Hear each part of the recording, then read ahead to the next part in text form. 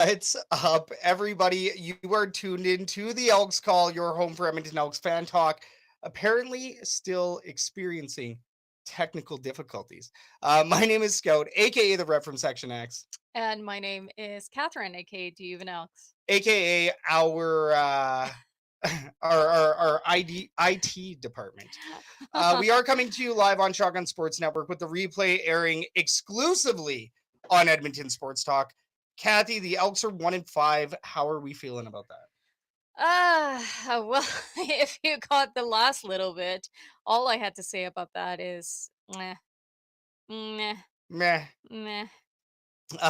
Entertaining loss, but a loss nonetheless. Every episode of the Elks Call is a win, though, because of our viewers and listeners.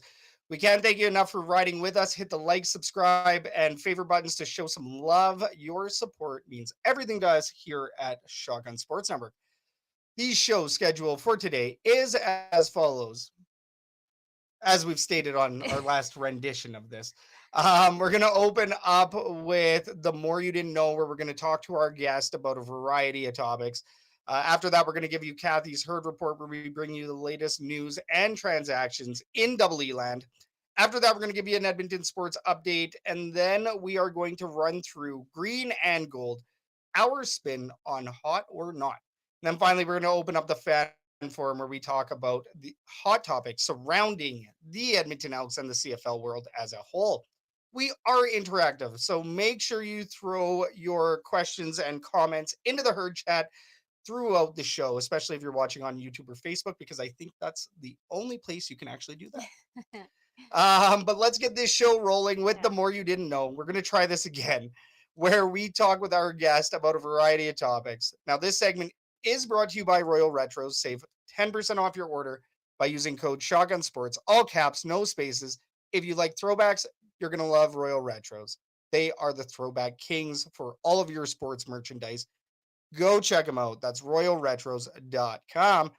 But without further ado, ladies and gentlemen, please welcome back to the show co-host of Canadian Football Central and the man behind Hamilton Sports Central. Ladies and gentlemen, it is Rick Boccaccio.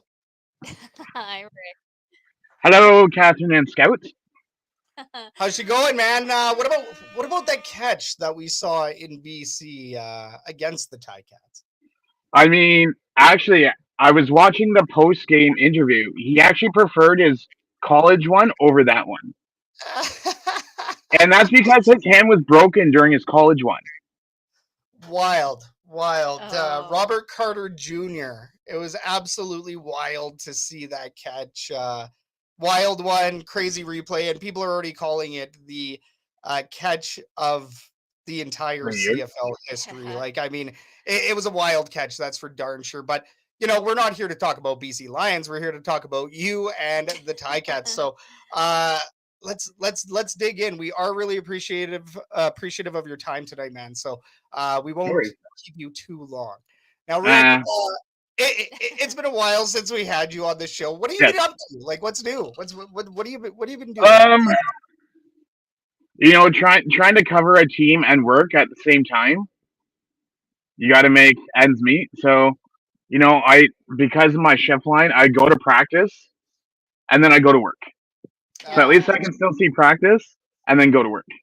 It's actually not bad though. You get to catch a little bit of But when was the last time we talked? Was it in the off season? No, I want to say it was a before game last year. Yeah. So I've actually a good friend of mine. He knows who he is. I'm not going to mention names. So we split our seats. So I get his extra seat. He gets my extra seat. So last time I looked at it, I think I'm going to 21 games this year. Oh wow! Between the two teams. So wild. Yeah, it's actually Toronto season tickets. So yes, Hamilton has Toronto season tickets. We've gone to a few games in Ottawa this year. Well, and then I'm fingers crossed that we still make the Grey Cup this year finally, and that I go to the Grey Cup this year. Well, they're actually last minute thing. They're looking pretty good right about now, and I mean, got to see you as a fan of the game for that preseason game as well. What was that experience like? Okay, so here's the thing that kind of grinds my gears, as I would say. So I get told, okay, you're gonna be on the jumbotron, blah blah blah blah blah. I get down there. They do the video and everything, but they don't put me on the jumbotron. What? Everyone since then is on the jumbotron. So I don't know if it's because of just that it was a preseason game Maybe. or what their plans were, but I got a Trevor Shaw jersey though, signed an autograph. I saw that. That was awesome. I mean, he played before my times, but Hey man, a good throwback, a good throwback, right? And I mean, it's also cool to see you celebrated like that by the Ticats.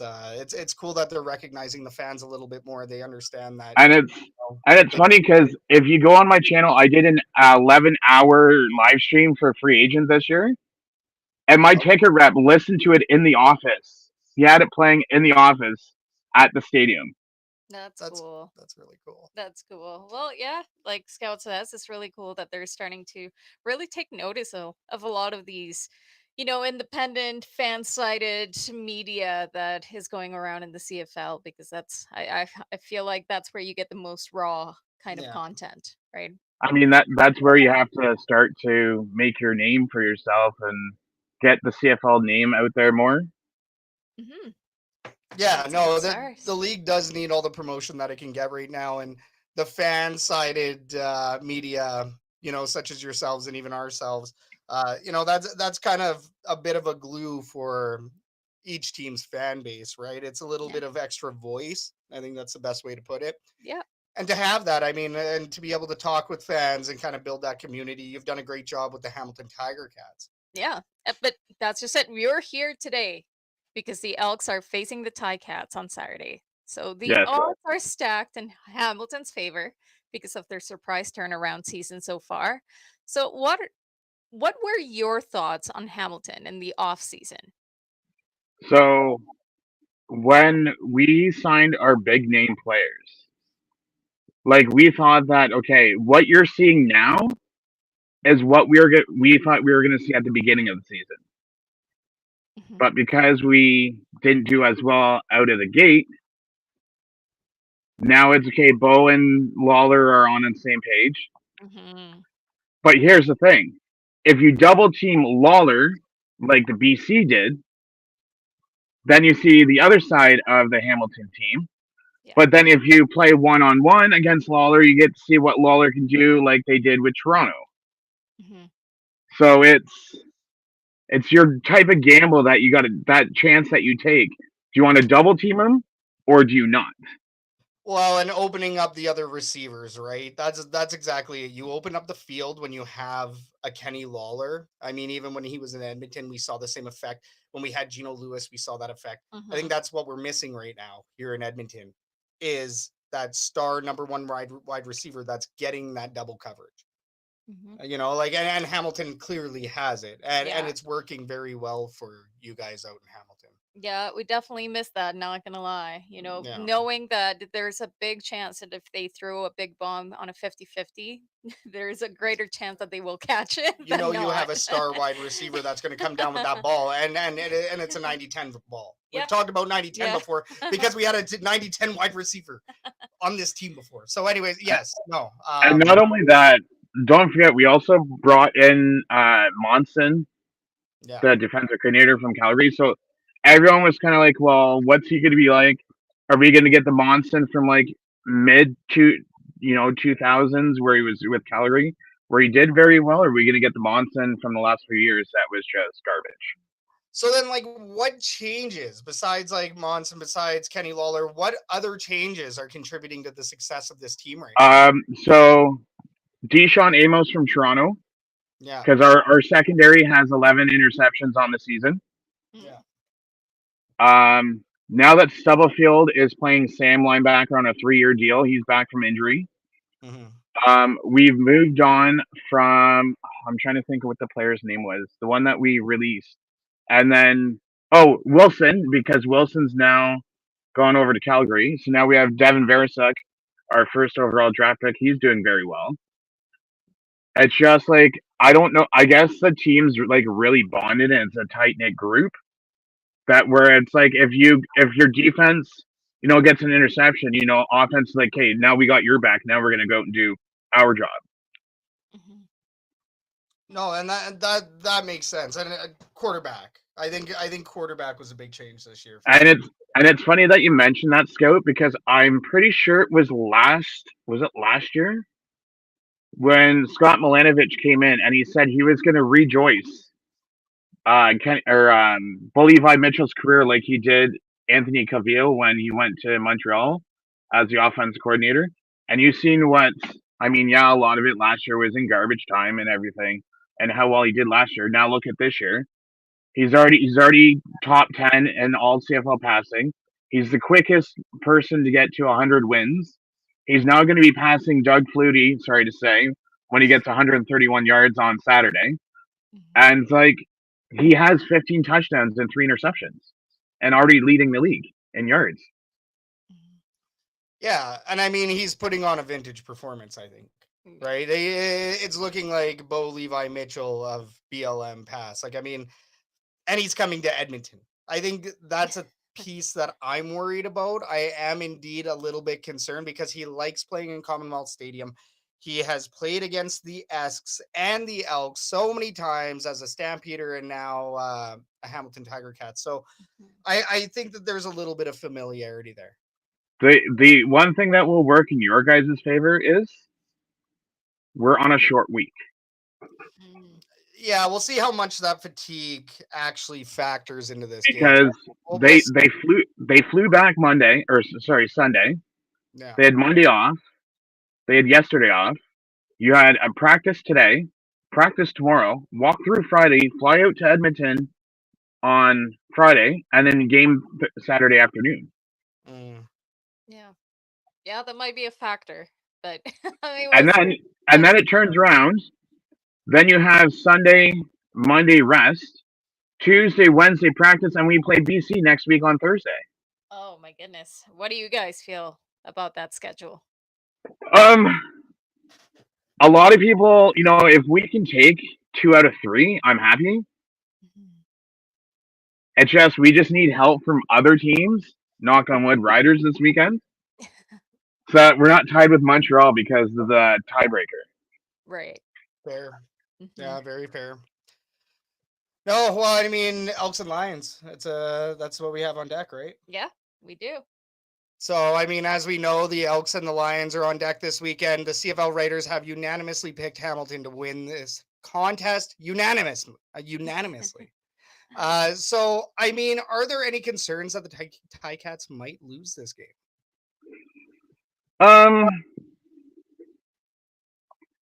To be honest, the only thing that I might have a concern in, because I was looking over some of the numbers. Okay, sorry if I ramble off, but I'm just going through some of the stats. So Hamilton is number 1 in points with 225, and they average 31.2 with Calgary in second, averaging 28.9. Hamilton scored the most offensive points with 199 and an average of 2.8. They're tied with BC for the most offensive touchdowns. Crazy. Third in offensive net offense, so I guess points against. We're behind BC and Montreal. Average passing yards were first with 316. Behind us is BC, Saskatchewan, and Toronto. We have 15 passing touchdowns. Opposition touchdowns is first with 5 passing. So we only have 5 passing touchdowns against. We've allowed the fewest 30-plus yard completions with 6. We're 10th in sacks. Yeah, and I mean, and sacks. Wait, you have 10 sacks or you're 10th? No, we're 10. Or sorry. We're 10. We have 10 sacks, so we're 7th place.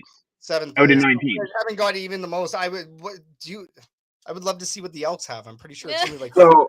The Elks are 4. Have 4. Yeah, they're 9th.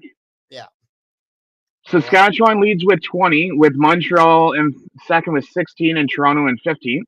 Crazy. We lead the league in passing knockdowns. Same with interceptions.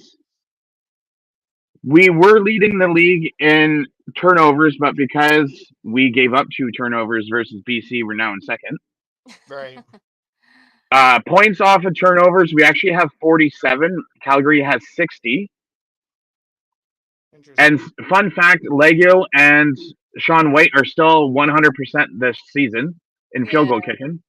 Yeah. No surprise there. I saw that BC ended up posting a graphic saying that he was perfect. And all of the media members are like, what are you doing? You've just jinxed Sean White. What are you doing here? What are you doing? But I mean, speaking to Hamilton, I mean, those are crazy stats. You guys are leading in many stats right and now. And you gotta remember, Drew Wolodarski is still not healthy. Yeah. He should have been back by now because he suffered an ankle injury during camp. He was supposed to be back during the Toronto game, but he suffered a hamstring injury. We just found out today he's fully healthy. So again, there's another guy that, that's good between 1 and 6 yard passes. That if you need that short yardage. Well, my problem with this team is penalties. We know how that feels. We know exactly how that goes. Yes, I was waiting for Kathy. I mean, with all those crazy stats and everything, is there anything that they can do better? Is there something that they can improve on that you for sure? I mean, if we had less points against, because let me just quickly pull this up because I'm pretty sure we're up to at least 20 to 25 a game. Interesting. So we had 38 against Calgary, 28, 17, 38, 20, 15, 33. So we've only had 2 games less than 20 out of 7 weeks. And you want to be down at that 15. Like 15 is not a bad number. I mean, 2 touchdowns. That's overcomable, right? It's like I was saying, the only thing that worries me about you guys is Fajardo after what he did against Saskatchewan last week. Yeah, I think there's a little bit of hope there. Despite the fact the right side of the O-line was broken, and we're going to talk about that in 8 sacks. 8 sacks is the glaring number on that one, but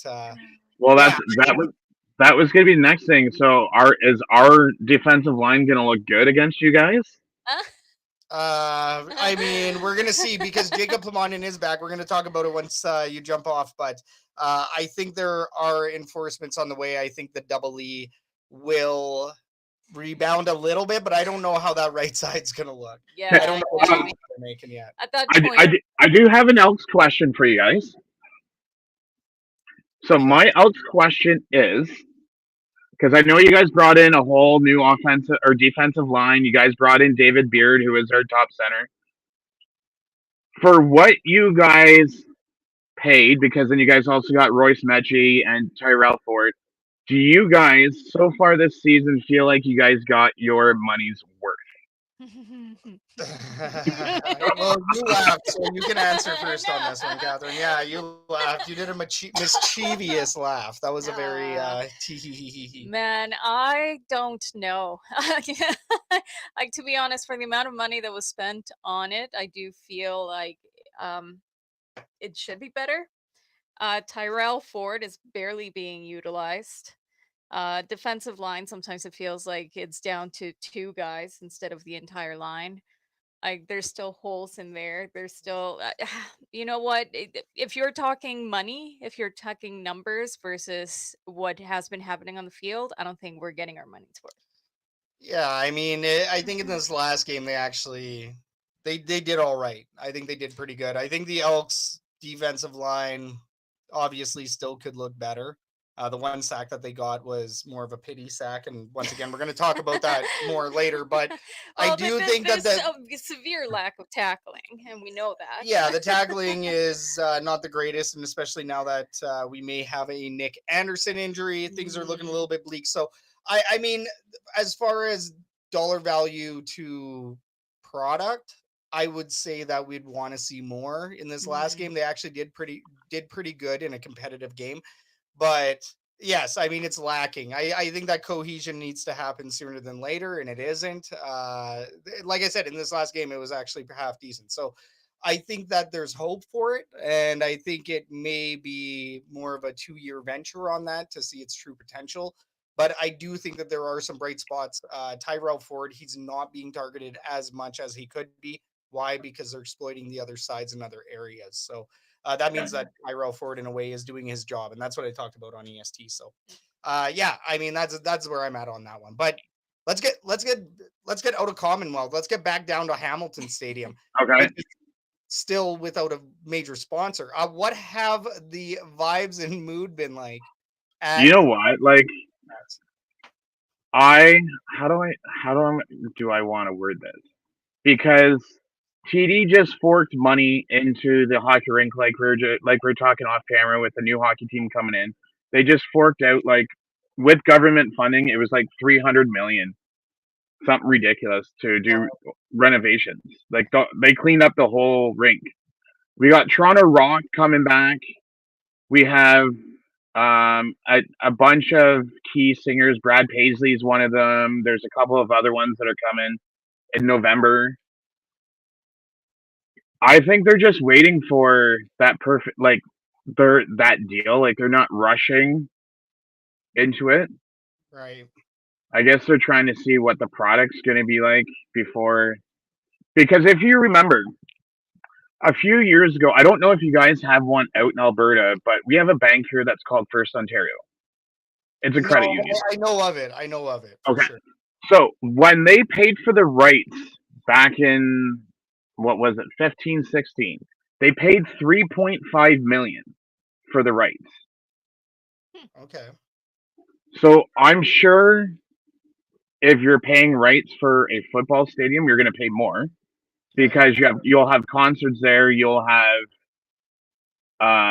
soccer there, you'll have football there, like, you'll have all kinds of things. So I'm sure it's just a matter of finding the partner.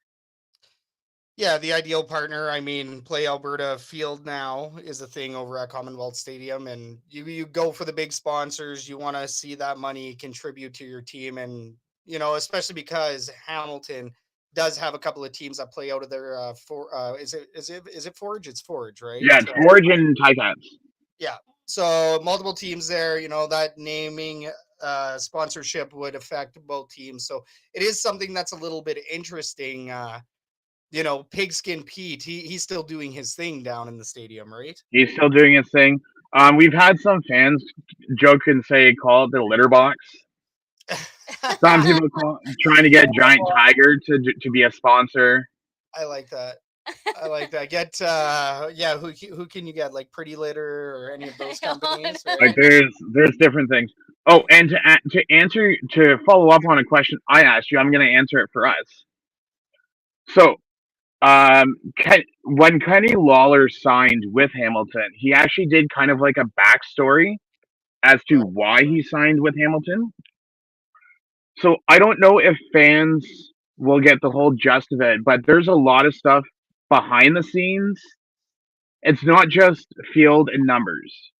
Right. So I don't know if you guys know, but Kenny Lawler has an autistic son. Okay. And one of the things that Hamilton ownership did is they looked for the perfect school for his kid to go to in Hamilton or in the surrounding areas. Right. Oh. I don't know if other teams do that for their players or not, but I mean, that he said that went a lot for him and his wife and their family. That's great. And according to his dad the other day, he's having a blast playing in Hamilton. So good thing we signed him for 2 years. Mm-hmm. Yeah. No, I mean, he's got a family, right? His family travels with him. He's a very big family-oriented guy, and especially with his son having special needs, right? That's pretty cool, though.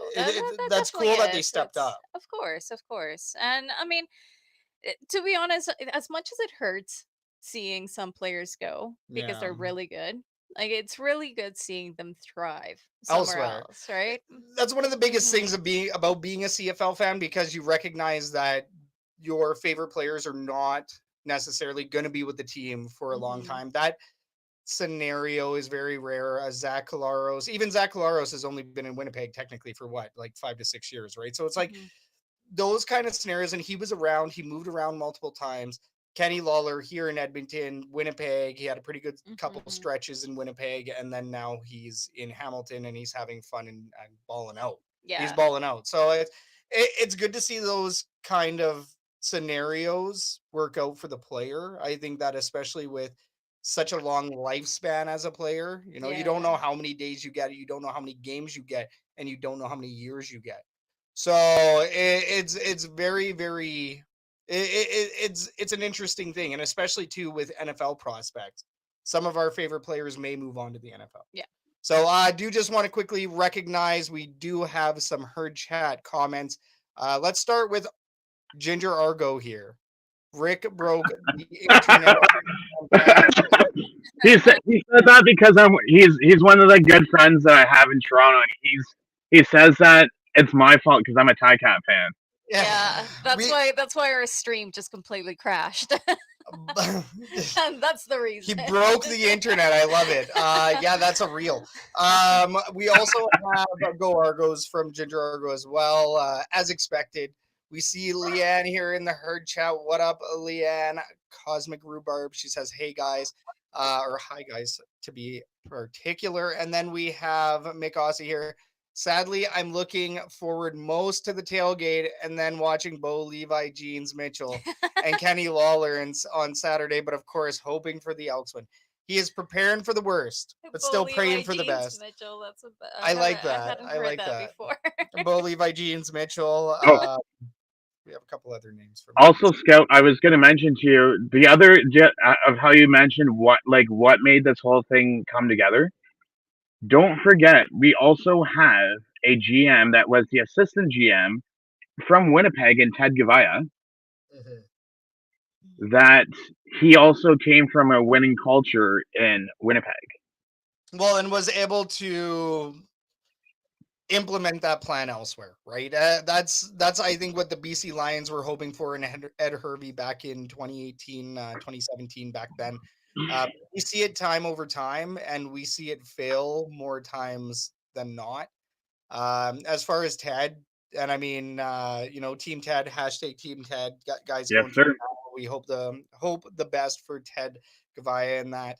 But yeah, I mean, he's built a good formula to the point where he can technically step away for a bit and focus on his health, and the team still rolls. So that's a big one. Yeah. Well, and we also know that former Simone. Yes.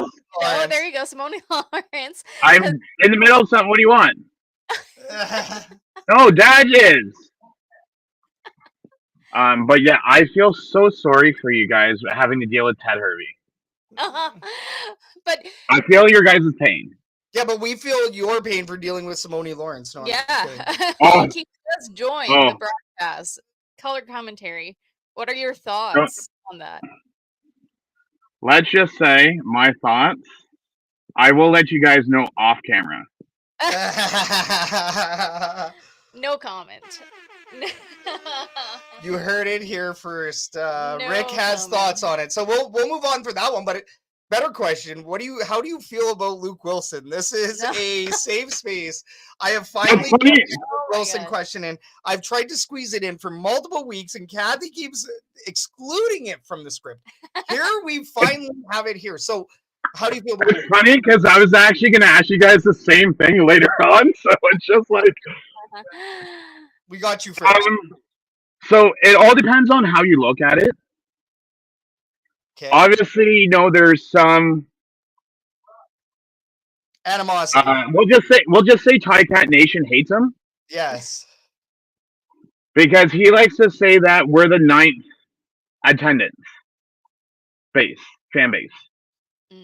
Meanwhile, because we don't go to Toronto for one game with fans, but yet he has to understand The game's at 7. So if you work a 9 to 5 shift, you got to go home, shower, try to drive in traffic, or even if you take the train, it's still an hour.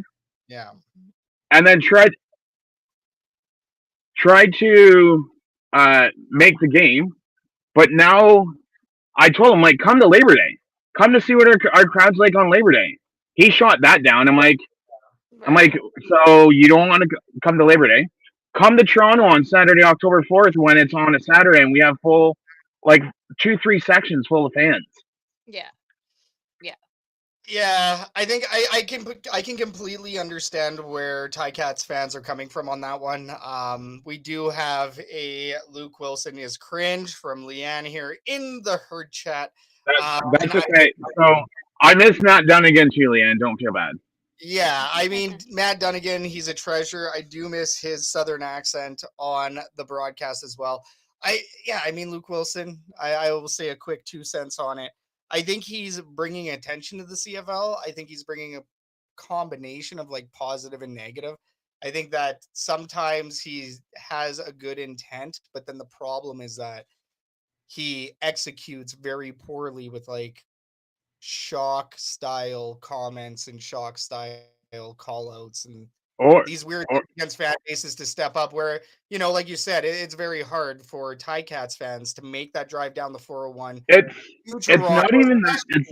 It's not even that scope. But I hate to throw other teams' fan bases under the bus.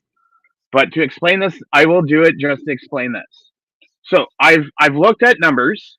Yeah. So Ottawa has lost 3,000 fans on average since the beginning of the season. Toronto, you have your diehard fans. That's not going to change. Right. Against Winnipeg, they had 13,000 fans. But yet, you're trashing us because we don't bring more fans. Well, and I mean, I think the other thing too, and we're kind of seeing that here in Edmonton, is that there's a bit of a loyal fan base. You have this very loyal section of your fan base that is, you know, around 10,000 strong. I think every CFL team has a very loyal fan base around 10,000 strong. That's like the bulk of your season ticket holders, people that move away and have life going on, but will still always show up. You have 10,000 strong in each city, but you need that extra 10 to 20 to 30 in order to thrive and survive in this league. So, I mean, you know, Toronto, I applaud them for their progress. You take a look at what's happening in Edmonton. It's a very, very sad, slow decline of fans, but the correlation is losing. You wonder why you're losing fans. The only place where that's different is Toronto, and that's because of oversaturation of sports in their market. And for them to get the 22K and for them to be able to fight back and get those attendances, I think that's a feat, if anything, for Toronto. Like, people got to start applauding that. We stopped making memes about Toronto's bad attendance for that exact reason. I mean, you take a look at Edmonton, that'd be throwing stones in a glass house right about now. But if you talk about Hamilton, we probably have what 20? I'd say 24 to 25,000 capacity. Right. We're averaging 22. You guys are getting close. But, you know, Hamilton. Yeah, so I mean, but his whole thing is because we have Kenny Lawler balling out. You have Bo Levi balling out. We should be selling out every game. But here comes the other thing is you have to be able to afford to go to a game if you're a family of 4. And the difference is putting food on your plate, on your table, or going to a CFL game. Mm-hmm. Which one are you going to do? Mm-hmm. I had a family of 4 that used to sit in front of me 2 years ago. And I asked them, like, how come you're not back? They said, we're a family of 4 now. We can't afford season tickets. Mm-hmm. Right. Mm-hmm. That's fair. No, that's fair. And I mean, I think every CFL team is kind of fighting that. Mar Doman has found a couple ways around that. He's been bringing more entertainment factor and bringing up the attendance over at BC Place. So I think that he's kind of found a better way to do that. The Riders, they got to start, you know, looking more at the fans. The Elks are starting to get there. They are kind of turning that around now with Larry Thompson in the house. But more fan-first menus, more cheap menus, like, you know, menus where fans and families specifically. So what what the Ticats did this year is not the player side, but the other side of the stadium. So the one that faces the players' side, like the faces, Right. up in the upper bowl, they have a family section Mhm. where you can get kids tickets for like $10. hmm And up in that section, the concessions are from like $2 to $6. You got your fries, your grilled cheese sandwiches, stuff like that. Cheap stuff. You got to Yeah. have more fans. Yeah, Yeah. and you need more of that. It's called loss leaders in the business, but basically initiatives that add an extra bit of value for the price for the fan to get more fans in the building. That's kind of how you want to build it up long term, Yeah. right? But it's cool. It's cool to see what the Ticats are doing, but you're doing a little bit more than just Ticats nowadays. Yep, sorry. I'm reading the comments over here, and I did want to bring this one comment that just came through from Richard. The atmosphere in Hamilton is great. This coming from an Argos fan who saw his first game there Yes, this. Mr. Richard Chung. He's another good friend of mine. I told you I was bringing my peeps to the comment section tonight. I have also I heard actually that so the tailgates are really good in Yes. Hamilton. Yes. so Ginger is a season ticket holder in Toronto. A good friend of mine. Richard is another good friend of mine. I actually brought him to his first Ticat game this year. He's never been to Tim Hortons Field, and I showed him around, gave him the grand tour. So The donut box.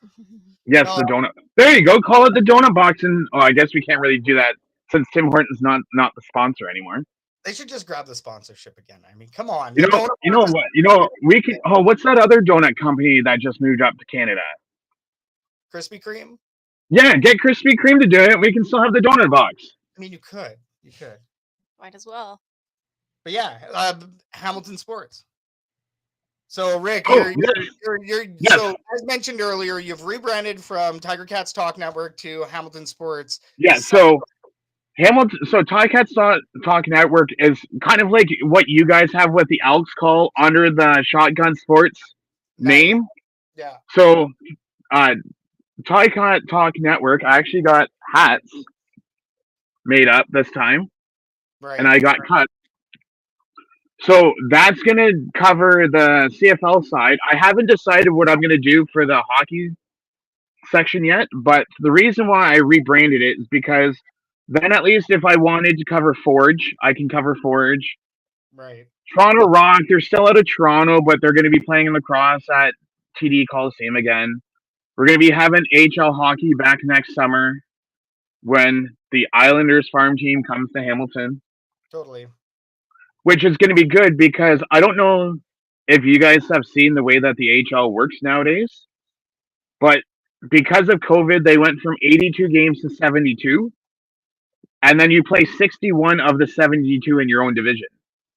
Interesting. Okay, so it's a lot more fighty then. So you figure Toronto Marlies, we're going to be playing them 12 times. Yeah. Belleville Senators, which is like a 4-hour drive, there's another 12 games. Right. Or 10. Then you have Laval. There's another. So there's 4 Canadian teams right there. Then you have Syracuse, Utica, Rochester, all like just on the other side of the border. So that's not bad. I mean, and a lot of rivalries. I think that's what fans. But interesting. I don't know if you know this. So the owners. So this is how the whole backstory is. The owners of the Islanders arena, Oakville. It's Oakville something group, sports group or something like that. They're the same owners as TD Coliseum. Interesting. Okay. So you can bet you that because they're gonna have more of like state of the art facilities, you'll be able to develop your hockey players better than what they were. Facilities is huge, right? That's what attracts your players sometimes is having a top of the line, state of the art facility. That's how you get the talent sometimes. And I mean, that's good for them. It's also good for you for covering more Hamilton sports because we're kind of stuck to one specific niche here, which is Edmonton football. That's what we cover here at the Elks Call. But then, with Shotgun Sports, we try to cover a variety. So we try to cover as much as we can. Even with the Elks Call, we still try to cover a little bit of Edmonton sports. We cover it here in our show as well. But So, Catherine, can you just centralize to Hamilton sports? Sorry, man. I didn't mean to cut you off, Scout. Catherine, can you pull up that comment because I actually want to mention something about this. From Leanne, I want to say. Yeah. Okay, so Leanne says, miss being a season ticket holder. However, as an out-of-town fan, I can't justify paying for fuel, parking tickets, snacks, and when getting the wins. So here's the thing with us. I don't know if you guys have been to Hamilton for a Ticat game. Have you? Not yet? No. Okay. So we don't have parking. You park on people's lawns around the stadium. Or if you can find a street that has what is it? Like meter parking? Right. After 6 it's free. So you don't pay for parking. Or if you park down side streets, you get free parking. Right, and that's not bad. Makes it a lot easier. I don't know if you guys have that in Edmonton. No? No, we have parking bans. So we do have some people that sell out their lawns or their driveways or whatever. Oh, good. We're not the only ones. Yeah, no, it definitely happens here. But then there's also street parking that specifically has signs that say no parking during stadium events. And of course, the EE is a stadium event. So yeah, I mean, it's very hard to park. Leanne makes a really good point. And, for your fans, at least they have an excuse to show up for the games. For our fans, as Leanne said, and I mean, it's a very good point as a season ticket holder, it is tough to drive in and spend all that money just to watch a loss, go home, cheesed off. And a little bit more of that lately, unfortunately. The interesting thing that I've learned over the years is if you eat at tailgates, then you won't buy food at the stadium. That's where it's at. It's all about then for us, we have refill water stations at our stadium. Bring an empty bottle. You empty it before you go in, and just go fill up water. And do we have those at Commonwealth? Yeah, I think so. Yeah, I think we have them at Commonwealth as well. And then there's at least $40-50 that you're not spending on food. Right. Yeah. No, totally. No, and the tailgate's always clutch for that. Grab some eats, get on in there, and then that way you usually only have to buy some popcorn or something Also, I don't know if you guys heard the story. There was a voting that got turned down by city council. Yes. Because they were trying to shut down our tailgating. Yep. Really? And it got shut down. So we are still tailgating. The bill got shut down. Right? Oh, okay. So, I just thought the tailgate. Yeah, no.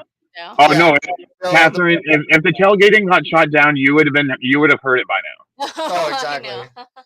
But Rick, we will not keep you any longer here. Where can we find you online?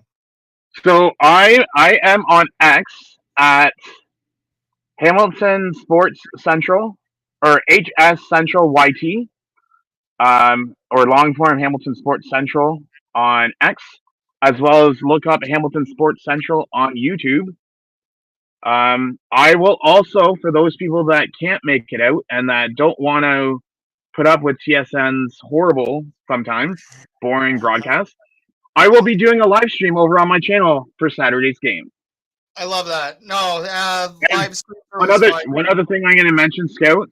Yep. I promise to come out to Alberta next year. Please do. And meet you guys in person because I still have to do Alberta and BC. Hey, we will gladly welcome you in with open arms, especially to the tailgate 3 hours before the game. If it's not a Ticat game, I'll still come as long as they're on a bye. I just need to know the CFL schedule before I book my holidays. No. If you come to the Hamilton game, you'll be able to sit with all the opposition's families. So that's where we sit, section X. You can come on down. We'd love to see you down there. We've got to see you down there. I do want to bring up one last comment here from Leanne. Water, yikes. You're talking to a girl who once smuggled in an entire tray of Jell-O shots into Commonwealth Stadium. That is a feat. That would be. We got to give some applause for that one. So, Awesome, man. Rick, always a fantastic chat. We got to get to the rest of our show here, so we will let you go. But man, fantastic chatting with you. I'm sure we're going to see you again soon. One last thing, don't forget Canadian Football Central. We have our preview coming out tomorrow. We're going to record it tonight. So you guys just recently posted the recap as well, right? Yeah, we don't do ours live. We pre-record it. Yeah. But they can find that on... I saw that you guys posted the recap recently on the Canadian Football Central YouTube. Yeah, so we do that after all the games are over, and then so tonight we're recording the preview for this week. That goes out tomorrow, and then most likely Sunday we'll probably record the review. Awesome. So review and then preview. Once again, that's Canadian Football Central. And then it is Hamilton Sports Central for the Ticats specific coverage. So, yeah, man. Once again, thank you so much. That's okay. I will be joining you guys for the forum in the chat because I'm curious to see what you guys got to say for the forum. It's going to get a lot more spicy. Let's put it that way. Oh, it's spicy. It will be spicy, all right. Oh, man. No, thanks again, Rick. And we will have a good night, Rick. Bye. Bye. Nope. And that was Rick Boccaccio. Boccaccio? How would you pronounce it, Catherine? I would say Boccaccio. Boccaccio. Because it's Italian. Yes, and you've been on your Duolingo. I forgot to ask him. That was what I was trying to get you with earlier. Although, yeah, you never know with last names. As we all know, I butcher them. Yeah, but this one, I think you nailed this one because you're on that Duolingo. Big shout out to Rick for joining us once again. Go check him out at Hamilton Sports Central and Canadian Football Central. A big shout out to our viewers tonight. A big shout out to our listeners. Wherever you're watching from, whether you are watching on YouTube, which is Shotgun Sports Network, or our Facebook, which is the Elks Herd, we salute you. It is the Salute to Service game coming up. Mm-hmm. So, I mean, big one coming up. Let's talk about it. Next up, we do have Kathy's Herd Report, where we talk recent news, transactions, and everything else. Today's Herd Report is brought to you by the Rouge, White, and Blue podcast. Oz and Joe have you covered on the latest happenings in the CFL from across multiple borders. Americans talking Canadian football, Rouge, White, and Blue, only on Shotgun Sports Network. And we don't have a tailgate report today, but what we do have is a tailgate giveaway. We are going to be giving away some tailgate passes here, or a tailgate pass. Our good friend Paul Andrews, big shout out to Paul Andrews for donating a tailgate pass. We're going to give it away at the end of Green or Gold. Oh, is that for this coming game? That's for this coming game. Oh, so that's not us giving it. That's not, we may have 2 weeks of tailgate giveaways. Yeah, look at that. Just giving away all these tailgate tickets. It is. You get a tailgate. You get a tailgate. You get a tailgate. You get a tailgate. You get a tailgate. Everybody gets a tailgate. No, I think everybody wishes, but we just may. One person will. Just one person on back-to-back weeks, right? So very exciting. You will be waiting until we go through the Green or Gold segment. So stay tuned, everybody. The giveaway will be coming up. But Kathy, we have a Saskatchewan Roughriders game to talk about, don't we? We do. We got a game to talk about. I don't want to. We all know how this game ended. We all know how frustrating this game was. Everybody air your grievances. This is fan talk tonight. So if you have any frustrations, throw it in the herd chat. But the only thing that I have to say is that at least it was better than the one before. And it was. You know what? If that was our if that was our bottom, our very rock bottom of the season, and now we're just kind of climbing our way back up, then I'm okay with that, as long as we don't see that again. But I mean, it's not like it was much better, to be honest, just a little bit better. But let's talk about it. It kind of goes back to the question that I had earlier of, what would you rather have, a progressive team at 0-4 or whatever, or would you rather have a team that was close all the time and not be able to finish? This is new territory now, I think. Well, at least, we'll see. We're progressively getting better, as long as it's not progressively getting worse. Because otherwise, Well, we did get progressively worse. Anyways, this like game 2 weeks ago, not this one. Did you ask that question like before that horrible game happened? I did. Oh, then that was. I believe I did. It was going into the BC game. It was around 3 episodes ago. I did ask. Goodness. Would you rather have? See, I'm gonna say you jinxed it, and it's on you. Anyways, let's talk about this game. Let's talk.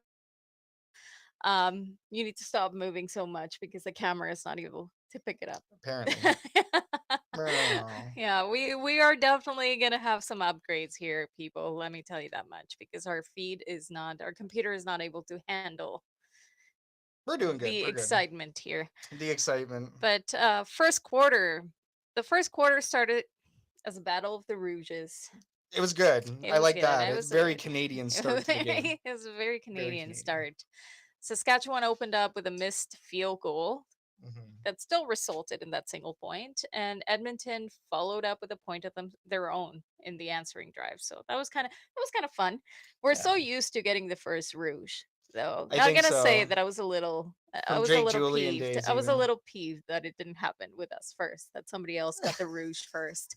But at least we were able to answer right back. The defense, they held early. They stopped multiple Rough Rider drives, and they definitely forced some incompletions. Yep. Meanwhile, Cody Fajardo, he found some rhythm late in the quarter. He completed several short and mid-range passes. He sustained a long drive. But we did see the first of many sacks of the game. Yeah. But at least he got deep enough in Rough Rider territory that Blanchard was able to score a field goal from the 15-yard line. Yeah.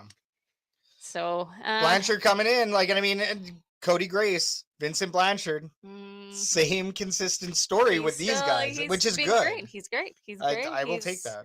If he wasn't, that's a weird thought, that if he hadn't had that really bad first game, and maybe second game that he was in this. No, the second game he came back, but it was that first game. It was the first game against BC where he struggled. Yes. But if it wasn't for that one game, then he would be up there with Sean White, and he would be up there for stats, because he hasn't missed since. He hasn't missed since. He missed two. And last stats I checked before this last game, he was 8 for 10. So yeah. So I mean, he's up there. He's up there. Very interesting. Going into the second quarter, the Rough Riders certainly took control of the game. He had sustained defensive pressure with the help of Edmonton, of course, in the form of penalties. And they were dumb penalties. Terrible penalties. Early in the quarter, there was a contacting the kicker penalty by Saskatchewan, but it was shortly followed by a no yards penalty, which resulted in a loss of yards for Edmonton. Like, how does that happen? You would assume that as soon as the first penalty happens, that the play is dead. Like that was my assumption. So that kind of came as a surprise to me. Yeah, and I mean, it's hard to say if the players actually saw what happened. It's hard to say if the players could have played situational football in that moment, but clearly they came in hot and they wanted to make a statement on that stop. And in doing so, you pick up a no yards, which completely decimates your chance of holding on to the ball. That could have been a turning point for the game. It could have. It could have been. That was a really important penalty against Edmonton that we could have taken advantage of, and instead we ended up losing yards. Yeah. So that was dumb. After that, there was an offside penalty that gave Saskatchewan another fresh set of downs. Yeah. Thankfully, the defense, like you said, they did their job this game. The only thing that I have to say about that is that Saskatchewan also had a lot of penalties. They did. Did you bring up the stats for this one? Do you got the stats handy? I will bring it up because I believe we had 11 for 133. Yes, that stat I do. Oh, you do. That one I do have later on. Not everything else. But what I'm saying is that, even though the defense did perform, and that's kind of going back to the conversation that we had, was it because also Saskatchewan wasn't playing the best? Like, was it all to the defense? Is it because they had a whole bunch of penalties as well? Like, how much, who's in charge there? Is it Saskatchewan messing up, or is it our defense actually doing their job? Yeah, where's the weight, right? Exactly. That's what you're asking. And I would say that Saskatchewan's offense has been half decent. Like, they've had a really good offense. Trevor Harris has been playing well. Mm-hmm. Trevor Harris is having himself a year. So you take a look at that and you contrast, the performances, even let's say for other teams for Saskatchewan. They haven't necessarily been able to stop Saskatchewan like that. Mm-hmm. The Elks did. So I think our defense, especially playing in Saskatchewan, you're playing in front of a really loud crowd. Yeah. A very passionate fan base that wants to win. So I'm going to say that it was our defense in this scenario. They actually did do a very good job at stopping Trevor Harris. Yeah. I wanted to see more sacks. I wanted to see a sack early on Trevor Harris, because what did we talk about? I believe on the last episode, you get to Trevor Harris and he folds like a $5 bill. Yes. As per what we've seen here in Edmonton. Yes. We know this quarterback. So therefore, even the fans kind of know the formula to stopping Trevor Harris. Unfortunately, we didn't see that. Well, and also the problem there, let's go with the assumption or the knowledge that it was the defense, that they actually put in a really good effort and they stopped them. We're still in the second quarter and they are going balls out to stop a team that cannot be stopped. What's going to happen at that point? They're going to get tired. Well, they're going to get tired early on. In defense of the defense, I will say that the offense stayed on the field a little bit more than, let's say, under Trey Ford with Cody Fajardo. Yes. He was able to move the ball a little bit more. He was able to keep that offense on the field and give the defense a little bit more rest. And I think that that's something that's been missing with this team, because even with Trey Ford's plays, even with the one win that we've gotten this season, it was off of breakout plays. It's the breakout plays and the big plays that are occurring that are effectively giving us the win. Yeah. But they aren't long sustained drives. Yeah. Ottawa, that game against Ottawa was good, but Trey Ford's best game was against the Montreal Alouettes. So that's where he actually looked really, really good, and he was actually sustaining drives. The problem is that with time comes film. People figure him out. People figured out Trey Ford. You make this switch. Well, we see what we have now in Cody Fajardo, and he's actually performing. So he is keeping the offense on the field longer. That's part of that veteran skill set that he has. Very true. The time of possession was very, very close. Yeah. Between the two teams. It was almost even. Yes. Yeah. So, right after that, Edmonton definitely struggled to find consistency for the rest of the game, I would say. Yeah. Well, Cody Fajardo, he did hit that big 41-yard pass to Stephen Dunbar Jr. And he moved the chains, definitely, with a few completions. The Elks drives, they also stalled, but now they stalled due to sacks, of course, a couple of pass interference penalties, and really tight coverage. They had them covered for some of those. But even after those couple of pass interference penalties, we had a late holding penalty that definitely erased a potential gain near midfield. Killed the momentum right before halftime. Edmonton scored no points, and Saskatchewan cut themselves another 10 points to the lead before half. Like, that's crazy. Yeah, it was a bit of a collapse at the end of the first half. There was also a Zach Mathis injury that ended up happening in the first quarter. Big pass, big play. He landed on his back, and he's still injured. So I know you're going to talk about the injuries here in a bit, but I just wanted to point that one out. Yeah. Let's take a look at comments real quick before we move on, because we do have quite a few. I like Leanne's comment here. I said this on Twitter, but I'll say it here. The EEO line, the EEO line is abysmal. It's like a dress with no pockets. I said what I said. It's Swiss cheese, but not the good kind from the fancy part of the store. It's not the lace that you're looking for, right? Or it's more like old rotted garment that has been in a decaying house for 30 years. It is Swiss cheese. And that was the statement that I had made on X as well, Leanne. Yes. Love David Beard. Just pray he stays healthy. She also says that as well.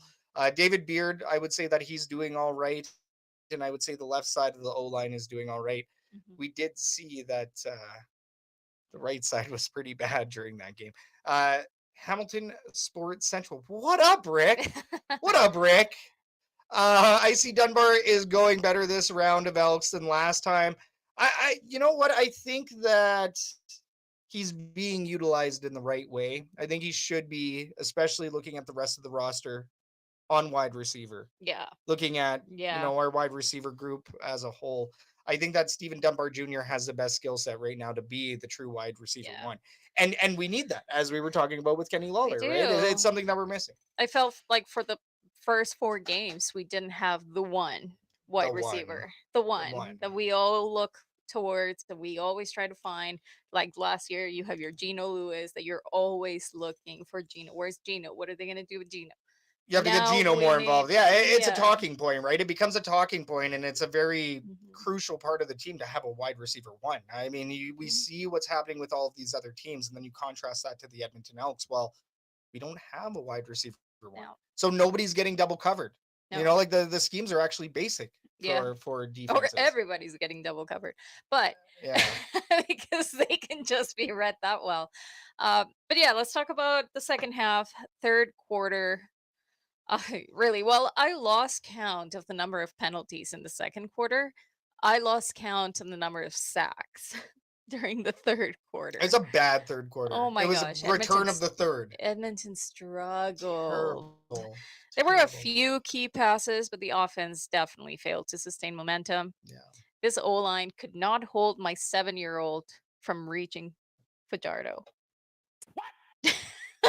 I'll tell you. I mean, other than he's extremely sneaky and he can get through, but seriously, this whole line is just like you say, extreme Swiss cheese. They couldn't even hold a 7-year-old.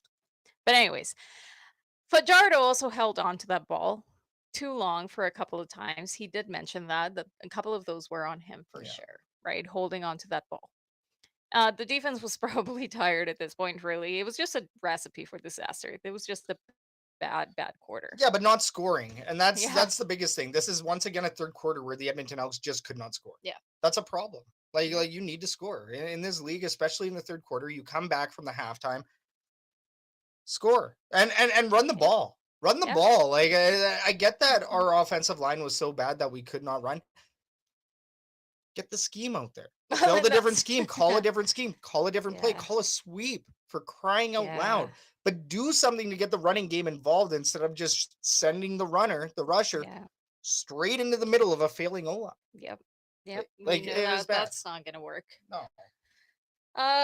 The second and fourth quarter. Hey, at least there was a late surge from Edmonton Elks in the fourth quarter. A little too late, methinks. But Fajardo, he launched a 57-yard touchdown pass to Julian Grant. Big one. He engineered a sharp drive capped by a 13-yard strike to Stephen Dunbar Jr. Yeah. However, despite the touchdowns and improved pace, the Elks were ultimately hampered once again by sacks and penalties. But what I do want to mention is that Cody Fajardo pulled off a veteran move. And what it was fourth quarter. Julian Grant missed his catch. And Fajardo went back to him on the next play and caught him for a big one. He did. And that is a veteran move. That is something that you need to see out of your starting quarterback. You want to see your quarterback give guys second chances, build that chemistry. That's how you build chemistry. You give guys a second chance. They mess up on the first catch, give them another one. Yeah. Especially if you're throwing asking for. Well, yeah, and we saw Julian Grant go up to Cody and like have a quick chat, right? I called it. I called it as it was happening. As soon as he missed it and he went back up to Cody Fajardo, I was like, veteran move is if he gets up ball right back to him. And Cody Fajardo pulled it off. So that's what you want to see out of your starting quarterback. That is the qualities that you want to see, especially 8 sacks. 8 sacks. This guy took 8 and he took responsibility. He's like, I was responsible for like half of those or whatever. But that accountability, to take accountability and to put some of the blame on yourself, even though you had a pretty good game as the starting quarterback. Yeah. And that's the thing, the good. I mean, looking at the stats, the game was pretty close.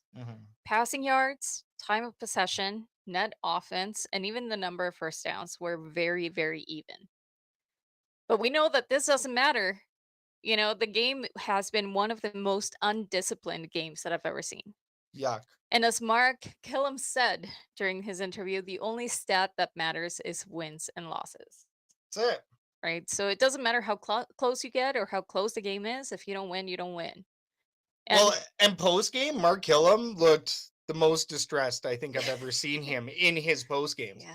He was very, very distressed. I wish I had the video, but he was frazzled. He wasn't taking questions well.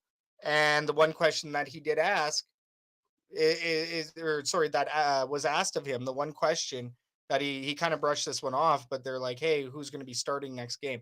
And he's just like, look, Cody Fajardo is starting going for it, but like I don't have much else to say. Like, he was frazzled. Very frazzled. I mean, yeah, you saw how it. do you respond to a game like that? Right? 11 penalties for 133 yards, 8 sacks. Yeah. How do you, what do you say if you are the head coach? It's like, Jesus, what, at this point, I'm just taking a page out of Rick's book over here and saying no comment. I'll talk about it outside of the cameras, right? Because I can imagine that he wasn't pleased. Nobody was pleased. Obviously, you got to put on a good face when you're talking to the media. But even though it was a good performance by Cody Fajardo in many ways, and even though it was a really close game in terms of stats, 11 penalties and 8 sacks. Like, that's just, like I say, undisciplined. That's just not good.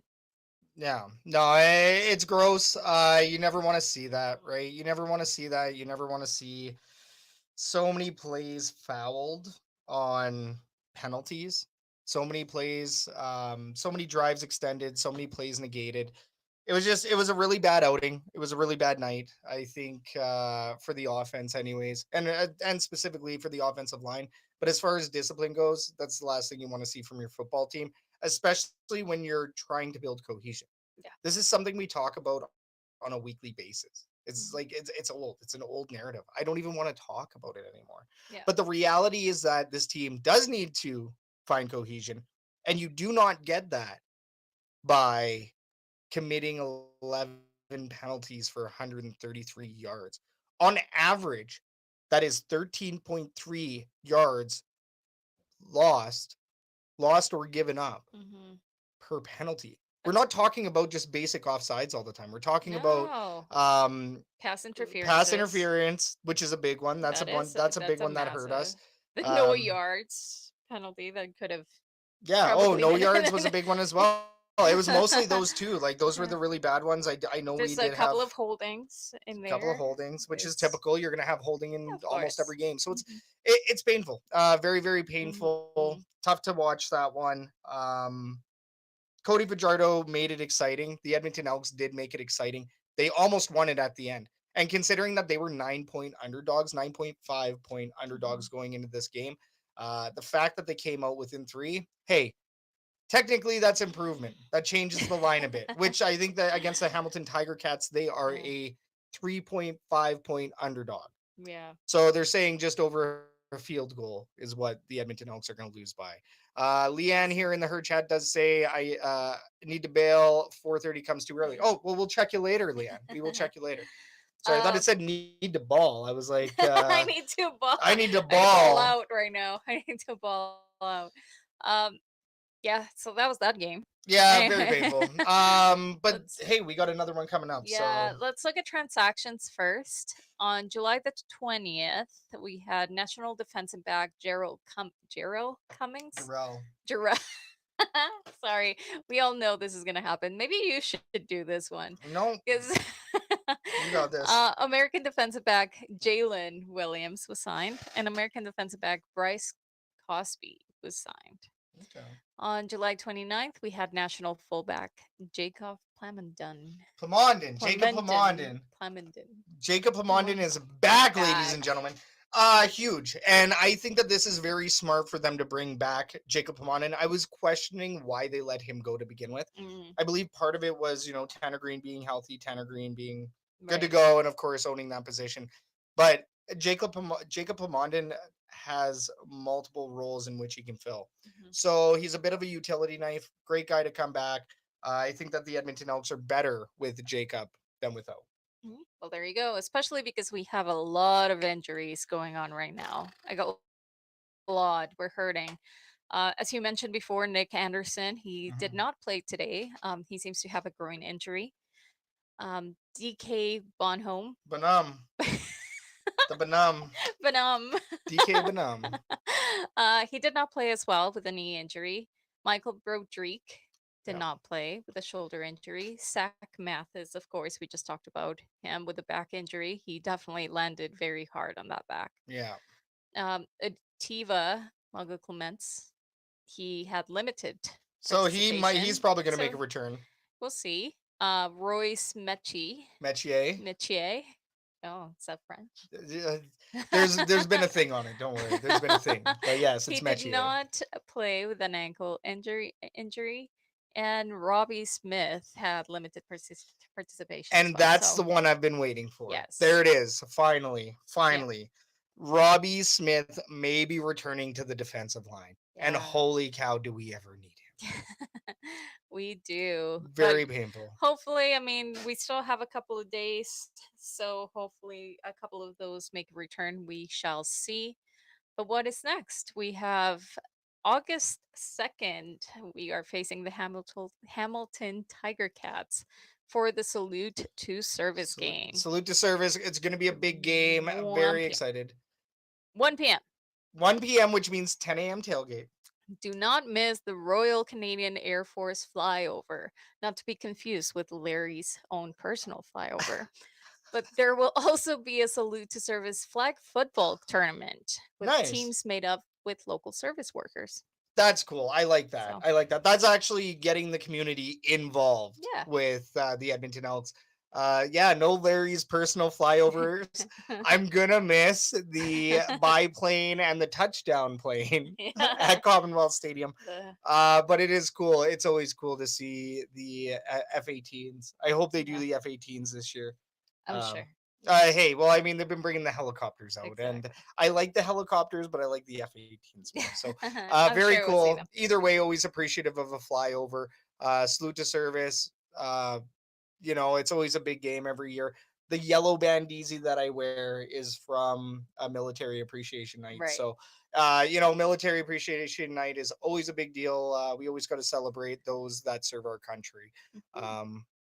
It's always a fun one too. So, and there will of course be service members in attendance, members of the Air Force, the Navy, and the Armed Forces as well. So, very cool. What's your predictions? Good question. Predictions for this next game. Hamilton Ticats, which once again we did state that the Edmonton Elks are a 3.5 point underdog in this game coming up. That's enough for me to bet on the Edmonton Elks to win this one. I tell you what, if you get Robbie Smith back, that defensive line looks different. That's what I'm gonna say. Now, Bo Levi Mitchell, that's the person I don't want to bet against. Yeah, because I am very, very worried about BLM in the building. Bo Levi has pedigree in Commonwealth Stadium, and you can't deny that. How nice would it be for him to lose in Commonwealth Stadium? It'd be beautiful. If the Edmonton Elks win, it's by a field goal. I mean, that's we're in that territory. And hey, I'll say even last week on the Elks Call, I did say that the Edmonton Elks were going to lose that game. Did you? I'm pretty sure. No, I did because I was very frustrated, and after that last performance against BC, that's fair. I was determined that this team was going to lose. Now, after watching Cody Fajardo ball out, him getting another week and a pure week of practice as QB1. Yeah. Because Trey Ford is now QB2. So now that Cody Fajardo has had a full week of practice going into this game, it's at home. I think we can win it. Yes, I see that comment. That's a very good one. That's what I was going to say. The D can deliver. The O is the concern. And it's offensive line in particular, and then wide receivers. So I think that this game is very winnable. Not very. I'll say it's winnable. I think it's a field goal. Like a 27-24. I think that the defense is going to have a hard time containing Bo Levi and Kenny Lawler. But I think that they can do it. And Tyrell Ford, I believe, was my player to watch in last week, and he did indeed make some plays. That's who I want to. That's who I want to watch this time around. Because we know that there's going to be some Kenny Lawler passes, and who's going to be up to the task of stopping those? Yeah, Tyrell Ford. I mean, he needs to step it up in this one for sure, and cover. He might be covering Kenny Lawler. Yeah, it depends on how the schemes are built. Yeah, we'll see. Is Hamilton going to come up with a good scheme to avoid Tyrell Ford? My player to watch, Cody Fajardo. Plain and simple. After that performance against Saskatchewan, I think that Cody Fajardo can step it up. Offensive line as a whole, I'm watching the storyline to watch. It's offensive line versus Hamilton's defensive line. Geez, what do you do? Okay, no. I'm going to save it. Because I know that there's a fan forum question that kind of goes to that. So we'll talk about that later. For now, let's move on. Let's move on to the Edmonton Sports Update.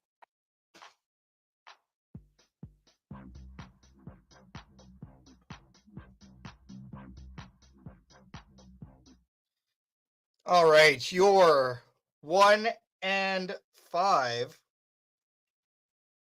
Oh, what is going on here? See, it's playing somewhere. It's playing somewhere. Somewhere in the house with all the Bluetooth devices that we have. There we go. Okay, your 1 and 5 Edmonton Elks suffered defeat to the Saskatchewan Roughriders last Friday. They are back in action on Saturday to defend home turf against the Hamilton Ticats at Commonwealth Stadium. Kickoff is at 1 p.m. Mountain, and the tailgate starts at 10 a.m. The 12-7 Edmonton Stingers defeated the Winnipeg Sea Bears by a score 95-92 last Friday. They host the Vancouver Bandits on this Friday, with hopes of staying in playoff contention. Tip-off is at 7 p.m. Mountain at the Edmonton Expo Center. The Edmonton Riverhawks celebrated a victory against the Nanaimo Night Owls yesterday, winning by a score of 5-1. They're back in action tonight at Remax Field against the Night Owls once again. First pitch is at 7:05 p.m. Mountain.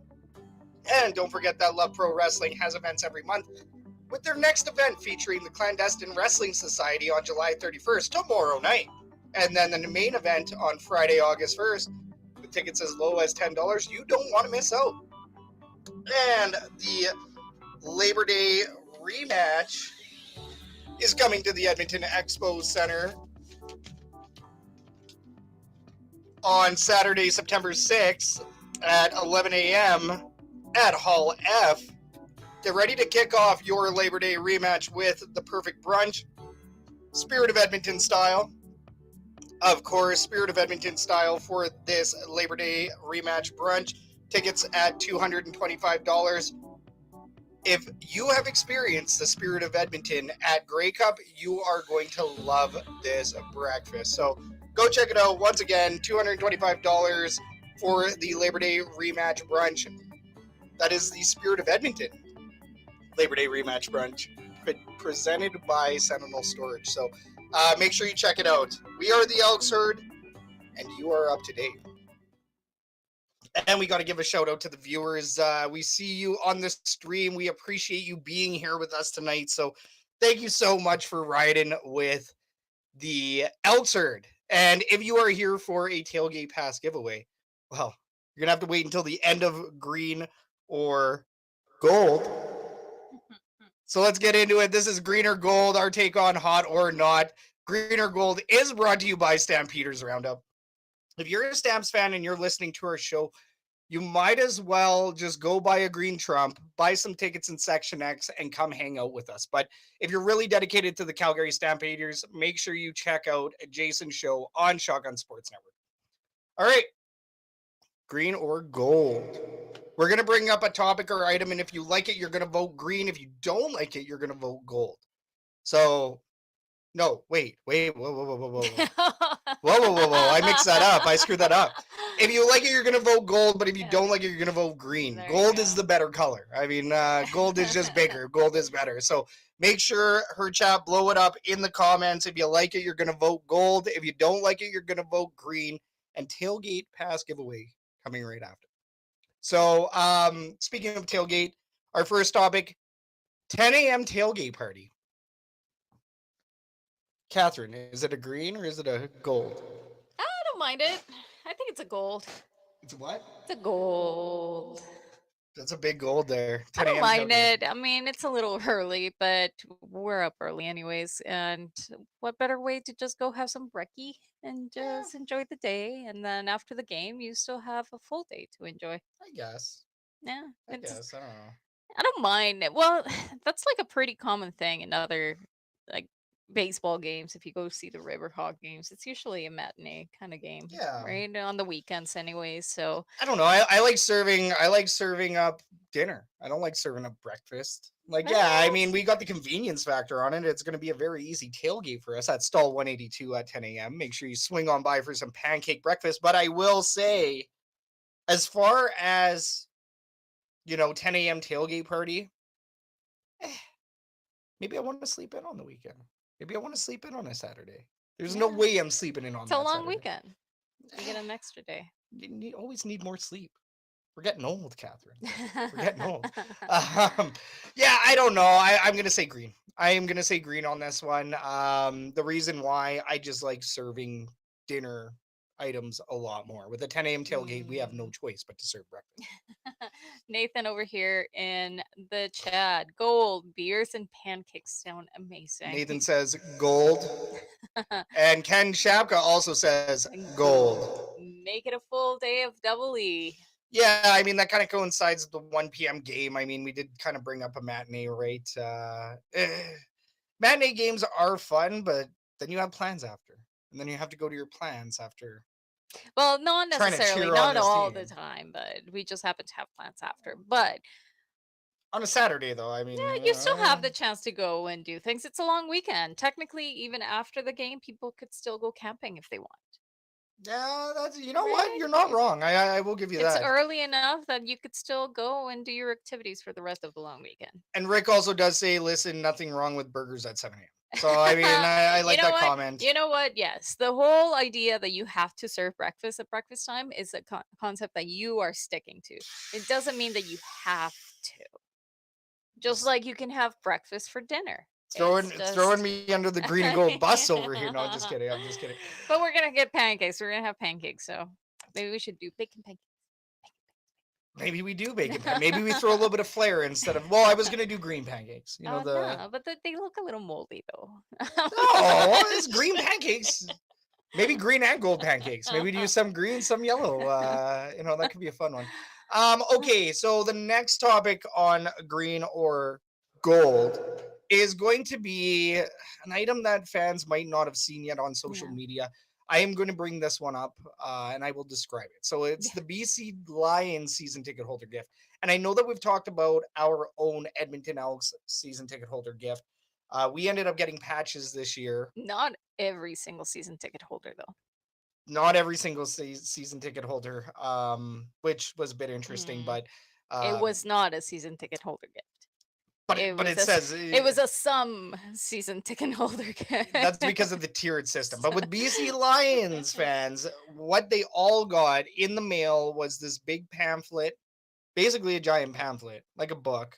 And you open it up and it has the schedule, and it's kind of like the boxes that we used to get as Double E fans, right? But that was it. There was no lanyards, there was no stickers.